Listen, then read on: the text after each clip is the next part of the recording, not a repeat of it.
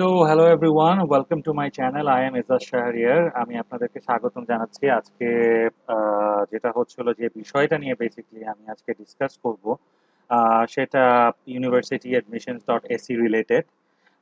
কারণ হচ্ছিল, আসলে দেখা যাচ্ছে অনেকগুলো ভিডিও বানাচ্ছি based on university admissions dot AC আর উপর। এটার রিজনটা হচ্ছে হলো একটাই, সেটা হচ্ছে হলো আসলে প্রবলেমসগুলো কিন্তু আমরা হুট করে আইডেন্টিফাই করতে পারি না, এবং কিছু শর্ট ফলস থাকে, কিছু লুপ হোলস থাকে, কিছু ইস্যুস থাকে যেগুলো আসলে আমাদের পারতপক্ষে যতক্ষণ না পর্যন্ত আমরা এক্সপিরিয়েন্স করছি ততক্ষণ পর্যন্ত কিন্তু জানতে পারছি না। সো আমার চ্যানেলের মূল উদ্দেশ্য হচ্ছে হলো যে সকল প্রসপেক্টিভ স্টুডেন্টস সুইডেনে মাস্টার্স অ্যাপ্লিকেশন করবার জন্য অ্যাপ্লিকেশন করবেন, বা আপনার এই অক্টোবর 15th থেকে হচ্ছে হলো শুরু হয়ে যাবে for 2022 autumn semester admission period. তো সেই ক্ষেত্রে তাদের যাতে কোনো ঝামেলা না হয়, তারা যাতে একদম প্রপারলি এবং স্মুথলি অ্যাপ্লিকেশন করতে পারেন। তো সেই ক্ষেত্রেই হচ্ছে হলো বেসিকলি বিভিন্ন এপিসোডস আমি তৈরি করছি। কারণ যে সকল প্রবলেমসগুলো হচ্ছে হলো মানুষ ফেস করে বা আমি নিজে ফেস করেছি ওয়াইল ডুইং দি অ্যাপ্লিকেশন মাইসেলফ, তখন হচ্ছে হলো আসলে বোঝা যায় যে কি ধরনের সমস্যা হতে পারে। হ্যাঁ, সেটা কোথাও সাধারণত আমি খুব একটা এলাবোরেটিভলি দেখিনি এটাকে ডিসক্রাইব করতে। সো এই জন্যই হচ্ছে হলো এই পর্বগুলো নিয়ে আসা। তো আজকের পর্বের ইস্যু হচ্ছে হলো issues that you will face while processing your application for master's studies in universityadmissions.se। তো আজকে হচ্ছে হলো যে ইস্যুগুলো আপনারা ফেস করতে পারেন, এগুলো আমি এই এপিসোডগুলোকে বলতে পারি অ্যাজ আ বোনাস এপিসোড হিসেবে, বিকজ এই এপিসোডগুলোর মধ্যে আসলে আমি পূর্ববর্তী যে এপিসোডগুলো করেছি ওখানে হয়তো বা আপনার সবকিছু ইন ডিটেলসে বলা যাচ্ছে না, কারণ হচ্ছে সেখানে ভিডিও ডিউরেশনটা কিন্তু অনেক বড় হয়ে যাচ্ছে। তো এগুলো আলাদা আলাদা পার্ট বাই পার্ট এপিসোড করেই করতে হবে। তো আজকের এপিসোডটা ছিল part one. So let's begin. প্রথম যে ইস্যু যেটা হচ্ছে হলো আমরা like what type of issues you might face, কি ধরনের ইস্যু আমরা ফেস করতে পারি। প্রথম ইস্যুতে যাওয়া যাক। প্রথম যে ইস্যুটা আমরা ফেস করতে পারি সেটা হচ্ছে হলো your document might not be accepted by university admissions. আচ্ছা, এখানে ডকুমেন্ট বলতে কোন ডকুমেন্টকে বোঝানো হচ্ছে? এখানে ডকুমেন্ট বলতে বোঝানো হচ্ছে হলো আপনার ইউনিভার্সিটি ট্রান্সক্রিপ্ট, যেটা হচ্ছে হলো ইউনিভার্সিটি দ্বারা আহ, প্রদানকৃত সিল্ড এনভেলপে সাইন সহ কুরিয়ার করতে হয়।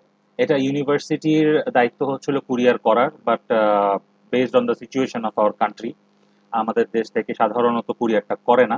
তো সেই ক্ষেত্রে স্টুডেন্টকে যেটা করতে হয় হচ্ছে হলো ইউনিভার্সিটির রেজিস্ট্রার অফিসের নাম দিয়ে অথবা চিফ অফ কন্ট্রোলার্স অফিসের নাম দিয়ে কুরিয়ার করতে হয়। এখন কুরিয়ার আপনি করেছেন, কিন্তু ইউনিভার্সিটি অ্যাডমিশনস এর কোনো এক অফিসার সেটাকে অ্যাকসেপ্ট করছে না যিনি রিসিভ করেছেন। তো দেখি আসলে এই প্রবলেমগুলো কিভাবে সলভ করা যায়। Okay, first of all your document might not be accepted by the university admissions. প্রথম সিনারিওটা এরকম হতে পারে যে university admissions received your documents, but the document has not been couriered by your university, therefore the documents are not connected to the portal। আপনি মনে রাখবেন যে এই ডকুমেন্টটা পাঠাবেন সেই ডকুমেন্টটা যদি ভেরিফাইড হয়ে যায়, অর্থাৎ সেই ডকুমেন্টটা যদি আপনার ইউনিভার্সিটি অফিসার অ্যাকসেপ্ট করে ফেলে, তাহলে এটাকে তিনি হচ্ছেন হলো আপনার যে পোর্টাল আছে ইউনিভার্সিটি অ্যাডমিশনস ডট এসিতে সেখানে কানেক্ট করে দিবেন। এখন এখানে সিনারিও ওয়ানটা কি বলছে যে university admissions received your documents, আপনার ডকুমেন্ট তারা পেয়েছে, but the document has not been couriered by the university, therefore the documents are not connected to the portal. মানে তারা ডকুমেন্ট রিসিভ করেছে, বাট তারা হচ্ছে হলো এটা বিশ্বাস করতে পারছে না যে এটা আপনার ইউনিভার্সিটি থেকে পাঠানো হয়েছে। সে আপনি এক্স ওয়াই জেড ইউনিভার্সিটিতে অনার্স করেছেন এবং সেখান থেকে হচ্ছে হলো আপনার অনার্সের ট্রান্সক্রিপ্ট আপনি পাঠিয়েছেন, কিন্তু তারা এটা রিসিভ করেছে, বাট তারা এটা মনে করছে যে এটা আপনার ইউনিভার্সিটি পাঠায়নি, এটা আপনি পাঠিয়েছেন। This sort of things might happen. আমি একটা ইমেল এক্সাম্পল আমি এখানে যেটা হচ্ছে হলো স্ক্রিনশটটা আমি দিয়েছি, সেটা হচ্ছে হলো আহ, এটা হচ্ছে হলো একটা ক্যান্ডিডেটকে মেইল করা হচ্ছে বা মেইল করেছে ইউনিভার্সিটি অ্যাডমিশনস ইন সুইডেন থেকে, যে thank you for your email, transcripts have been received but have not been sent directly from the university. It must be very clear that the university is the sender. Deadline for supporting document is the 1st of February. We hope that this answer is helpful to you. You cannot reply to this email, but if you still have questions or need further assistance, send us another email using the contact form.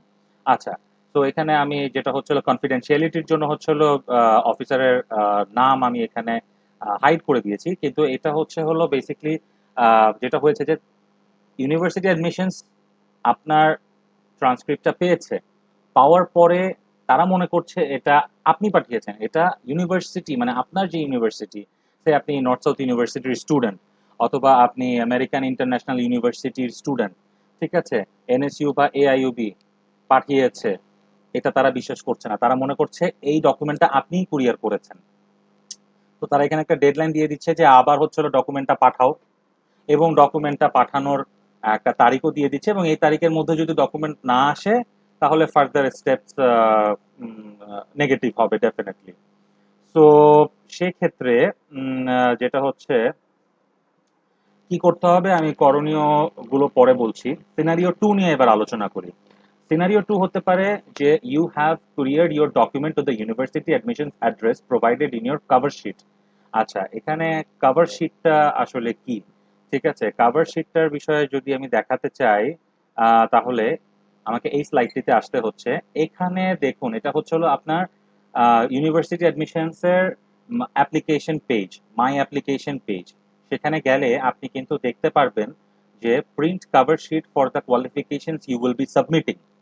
এটা আপনার একটা cover sheet, হ্যাঁ, এটা generate হয় যখন আপনি application, আপনি যদি কোর্সেস সিলেক্ট করে থাকেন তখন হলো এটা একটা জেনারেট হবে। তো এটা যদি আপনি ওপেন করেন, ঠিক আছে, এটা প্রিভিয়াসলি এই সমস্যাটা আমি দেখেছি, যেটা হলো আমারই কভার শিটের মধ্যে আপনার অ্যাড্রেস দেওয়া ছিল তাদের প্রিভিয়াস ওল্ড কোনো একটি অ্যাড্রেস, ঠিক আছে, কিন্তু আবার ওয়েবসাইটে হচ্ছিল ডিফারেন্ট অ্যাড্রেস। এখন আমি আমার পোর্টালে লগ ইন করবার পর আমি যখন আমার কভার শিটটা ওপেন করছি তখন ডেফিনেটলি আমি ভাববো যে আমার কভার শিটে যে অ্যাড্রেসটা দেওয়া আছে সেটাই মাস্ট বি অথেন্টিক।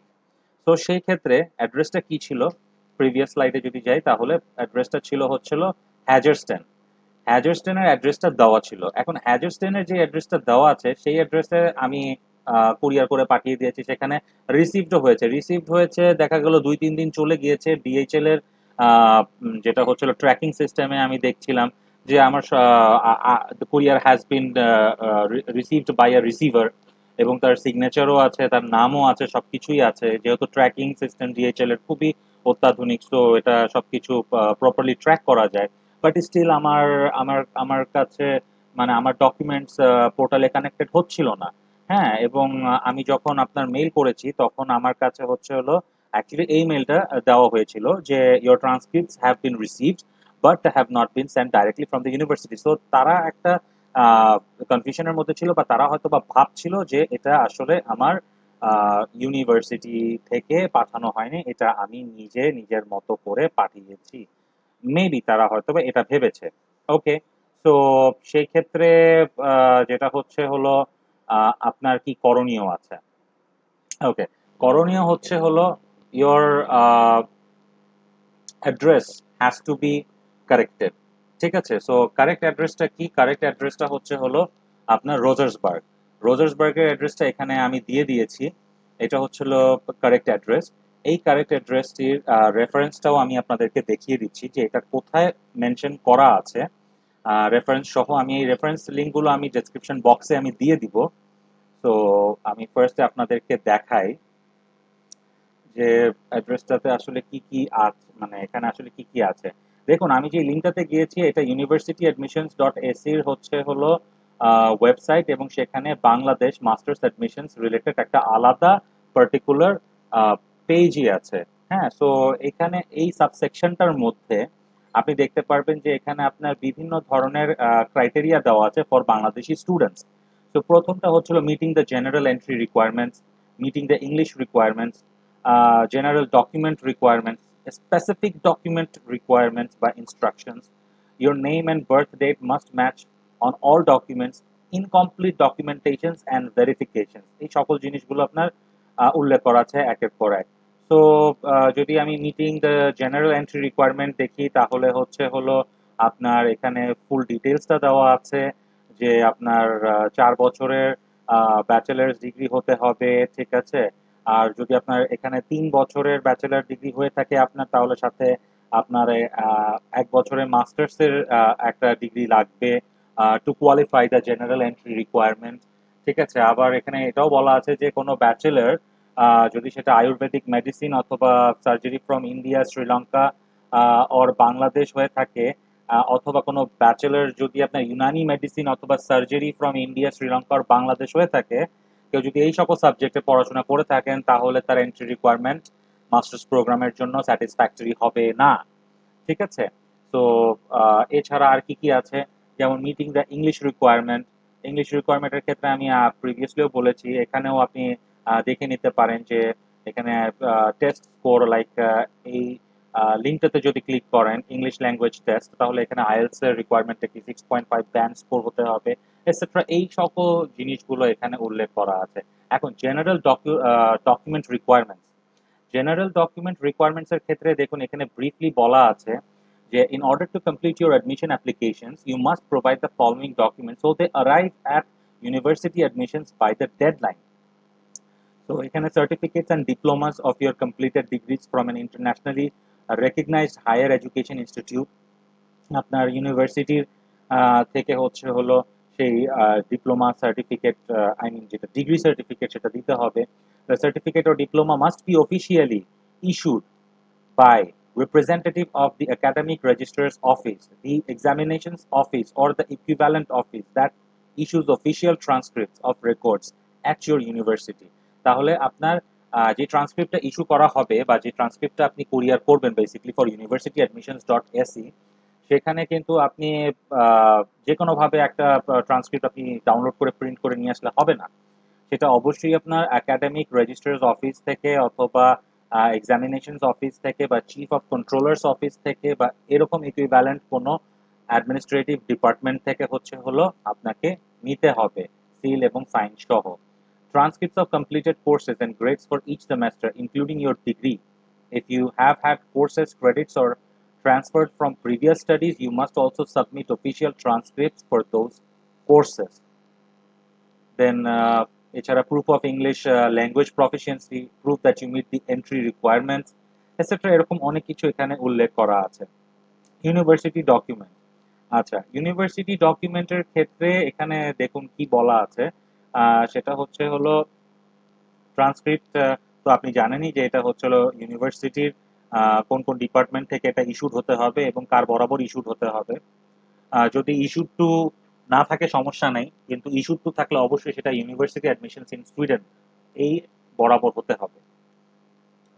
এছাড়া যেটা হচ্ছে হলো আপনার ট্রান্সক্রিপ্ট যদি হচ্ছে হলো মাল্টিপল পেজেসের হয়ে থাকে, হ্যাঁ, এবং সেটা যদি আপনি ফটোকপি সাবমিট করছেন, তাহলে photocopy must be attested and must be attested by the chief of controller's office অথবা রেজিস্ট্রার্স অফিস বা অ্যাডমিশনস অফিস। আর যদি অরিজিনাল কপি হয়ে থাকে then you don't have to do the attestation, আপনি এটা ডাইরেক্টলি হচ্ছে হলো পাঠাতে পারবেন। Submitting your university documents. Submit করার ক্ষেত্রে এই যে দেখুন এখানে address for postal service and registered mail. তো এখানে আপনার পোস্টাল সার্ভিস এবং রেজিস্টার্ড মেইলের জন্য অ্যাড্রেস দেওয়া আছে। তো your university can send the official transcripts in a sealed envelope, এখানে লেখাই আছে in a sealed envelope to the following address. দেখুন পোস্ট নোডের অ্যাড্রেসটা দেওয়া আছে এবং এটা হচ্ছে হলো রজার্সবার্গ, সুইডেনে। তো this is the correct address, যেই অ্যাড্রেসে হচ্ছে হলো আপনার ডকুমেন্টসটা অবশ্যই পৌঁছাতে হবে। আচ্ছা, অ্যাড্রেস ফর ডেলিভারি সার্ভিস, এটা হচ্ছে হলো আপনার delivery service. If your university sends us your supporting ডকুমেন্টেশনস via delivery service such as FedEx, DHL, please ask them to use the below address. তো যদি আপনি FedEx বা DHL করে পাঠান, তাহলে এই যে রোজার্সবার্গের এই অ্যাড্রেসটা হচ্ছে হলো আপনার দিতে হবে, ঠিক আছে। এটা এটা এটা বরাবর আপনাকে পাঠাতে হবে। তো আমার ক্ষেত্রে যেটা হয়েছিল যে আমি হ্যাজারস্টেনে হচ্ছে হলো পাঠিয়েছিলাম, কারণ আমার কভার শিটের মধ্যে আপনার যেটা হচ্ছিল হ্যাজারস্টেনের অ্যাড্রেসটা দেওয়া ছিল। এখন অ্যাকচুয়াল হচ্ছিল রজার্সবার্গ, এবং তারা এটা অ্যাপোলজিজও করেছিল যে ঠিক আছে এটা আসলে একটা মিস্টেক ছিল। তো পরবর্তীতে আমি আবার ডিএইচএল এ যেটা হচ্ছে হলো কন্ট্যাক্ট করে এটাকে রিরাউট করিয়েছিলাম। তো রিরাউট করার পরে হচ্ছিল আপনার হ্যাজারস্টেন থেকে এটা রজার্সবার্গে ডেলিভারি হয়, এবং ডেলিভারি হওয়ার পরে তারপরে তারা স্টিল নাও যেটা হচ্ছে হলো জিনিসটাকে অ্যাকসেপ্ট করতে চায় নাই যে এটা ইউনিভার্সিটি থেকে পাঠানো হয়েছে, কারণ একটা ডকুমেন্ট যখন এক জায়গা থেকে আরেক জায়গাতে যায় তখন there must be some manipulation, like হয়তোবা এনভেলপটা টেম্পার্ড হতে পারে, বা যিনি প্রথমে রিসিভ করেছেন তিনি হয়তোবা খুলে দেখেছেন। So this is one of the thing. So এটা যদি খুলে ফেলে তাহলে কিন্তু এটা সিলড বা এটা সাইন্ড থাকছে না। হ্যাঁ, সো সেই ক্ষেত্রে পরবর্তী সেকেন্ড রিসিভার যখন রিসিভ করলেন তখন হয়তো উনি দেখেছিলেন যে এনভেলপটা আপনার খোলা, বা সো সেই ক্ষেত্রে সে মনে করেছে যে kind of like it was sent by the student himself. So যে কারণে বেসিকলি কনফিউশনস ক্রিয়েট হয়েছিল।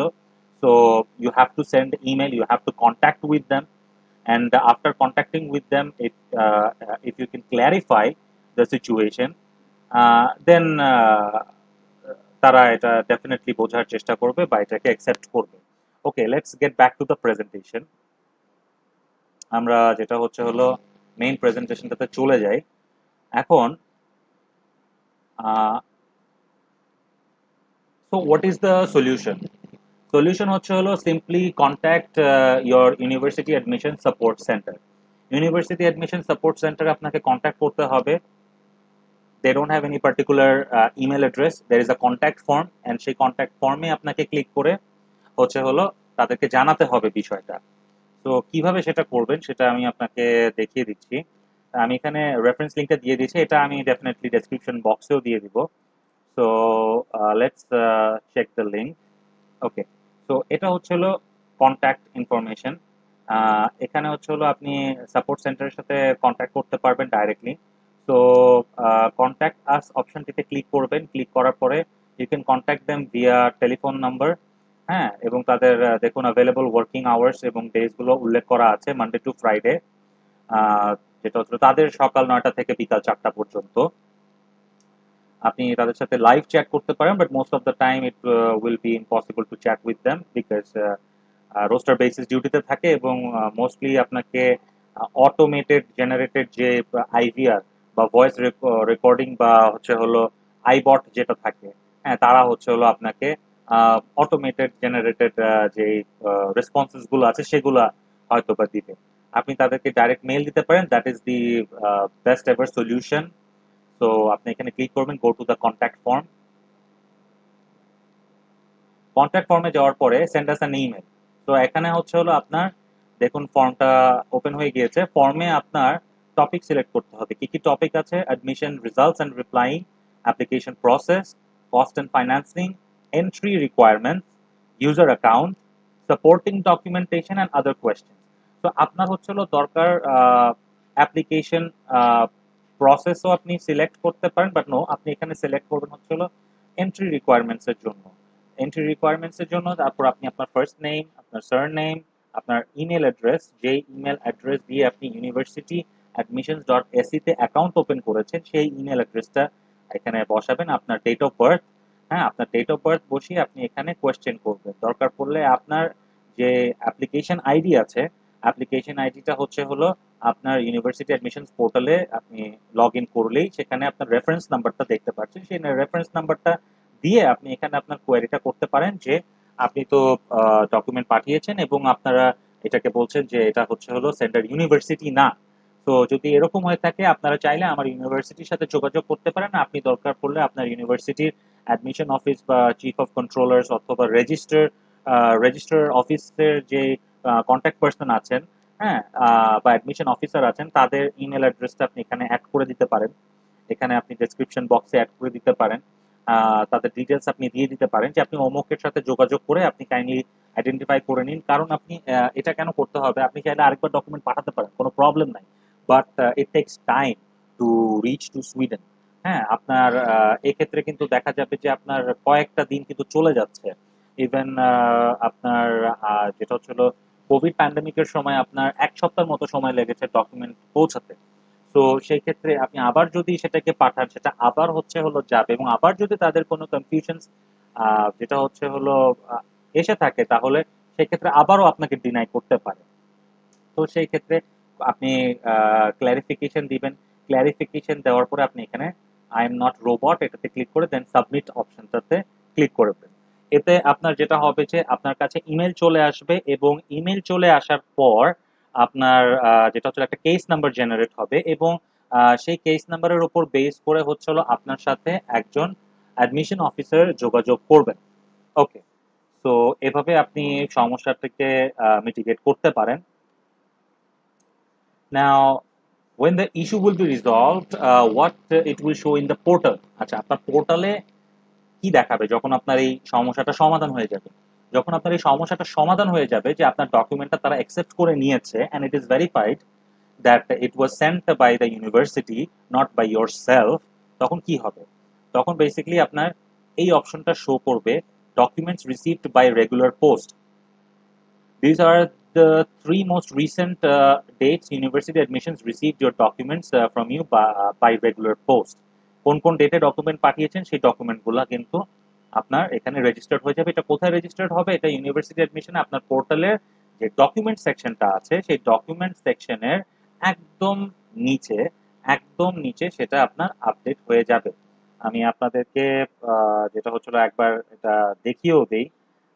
সে আমি ইউনিভার্সিটি অ্যাডমিশনসে হচ্ছে হলো লগ ইন করছি, অ্যান্ড লগ ইন করার পর কোথায় গিয়ে এই অপশনটি আপনার আপডেট হবে সেটা আমি আপনাকে দেখিয়ে দিই। আমি লগ ইন করার পর এবার হচ্ছিল ডকুমেন্ট সেকশনে গেলাম।